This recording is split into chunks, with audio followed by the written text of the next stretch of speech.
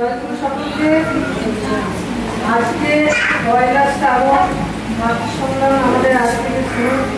কেন্দ্র মন্দিরে আমাদের মাতৃসম্মেলন শুরু করে প্রত্যেকে আমরা কিন্তু পরের দিন থেকে আমরা নতুন নতুন মাদের বাড়িতে গিয়ে মাদের সম্মান করতে যেভাবে নির্দেশ দিচ্ছে সেভাবে মাদের সম্মানটা আমরা পালন করছি।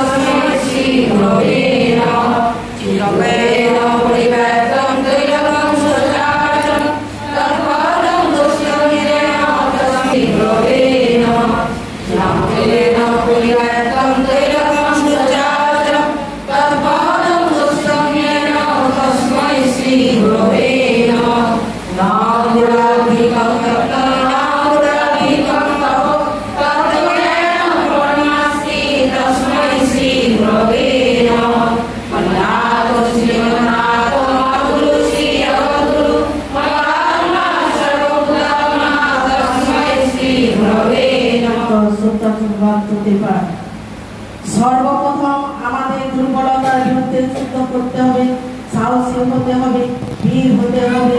পাপের জ্বলন্ত প্রতিমূর্তি ওই দুর্বলতা তারা যত শীঘ্র পায় ওই রক্ত শোষণকারী অবসাদ উৎপাদক ব্যক্তিরাকে স্মরণ করো তুমি সাহসী, স্মরণ করো তুমি শক্তিময়, স্মরণ করো তুমি পরম পিতার সন্তান।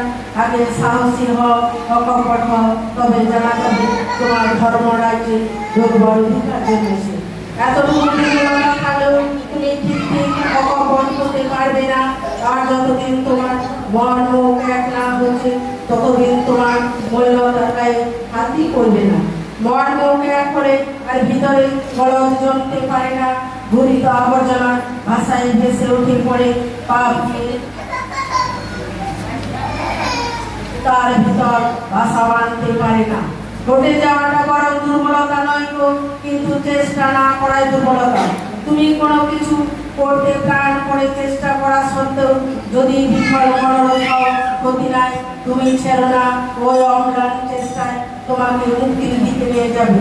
দুর্বল চক্রে চলার সাথে বৈকুণ্ঠে পার তুমি জগতে প্লাবনের মতো ধরিয়া পড়ে সেবা উদ্যম জীবন ও বৃদ্ধিকে লইয়া রাষ্ট্রী সমষ্টিতে তোমার আদর্শকে প্রতিষ্ঠা করিয়া যশ জয় যশ ও গৌরবেশ্বর। আর নারী যদি চাই তোমাকে তবে শুধু সেটা মঙ্গল সংকটে না দেয় সব প্রাণ মুখরিত করিয়া তোমার দিবে, কিন্তু সাবধান কেউ না তুমি তার বাড়ির সংখ্যা। শ্রী ঠাকুরের অনুস্মৃতি গ্রন্থে কর্ম অধ্যায় থেকে কিছু অংশ পাও। শরীর জাগে মনও জাগে, বোধ জাগে তোর যেমন কাজে, রইতে সদা তাই ভালো তোর, এ যাতে নয় তাই তো বাজে। পুনরায় শরীর জাগে মনও জাগে, বোধ জাগে তোর যেমন কাজে, রইতে সদা তাই ভালো তোর, এ যাতে নয় তাই তো বাজে। বাড়ির সংখ্যা শ্রী ঠাকুর নারীনীতি অন্তর্পাঠ। প্রতিষ্ঠার প্রেম, প্রেম বা ভালোবাসা তাহার প্রেমা সম্পদকে পারিপার্শ্বিককে জগৎকে শুধু প্রতিষ্ঠা করিয়াই ক্ষান্ত হয় না, সে আরো চায় তাহার জগৎকে ব্যষ্টি ও সমষ্টিভাবে তাহার প্রেমা সম্পদকে উপভোগ করিয়া বিখ্যাত হইতে, তাহাকে বরণ করিয়া বৃদ্ধিতে অনুপ্রাণিত করিয়া অধীনতার তৃপ্তি ও মুক্তিকে আলিঙ্গন করিতে। আর এমনই করিয়ায় প্রেম তাহার বিয়োগে বোধে জ্ঞানে কর্মে জীবনে ঐশ্বর্যে চতুর করিয়া তোলে। তাই প্রেম এত নিষ্পাপ, এত বর্ণীয়। বাণী সংখ্যা 30। তোমার চরণ দুটিতে